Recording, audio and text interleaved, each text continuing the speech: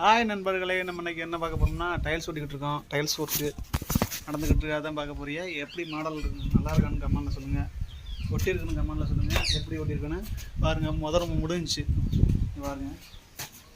முதல் வந்து 4 அடி தான் கேட்டாக. 4 அடி முடிஞ்சு பாருங்க. பாருங்க, கீழே தரை மட்டும் ஃப்ளோர் மட்டும் போடணும். சுவர் மட்டும் முடிஞ்சு கம்ப்ளீட்டாக ஜாயின் போட்டுருமா வச்சு எல்லாம் கம்ப்ளீட் பண்ணியாச்சு. எப்படின்னு பாருங்க.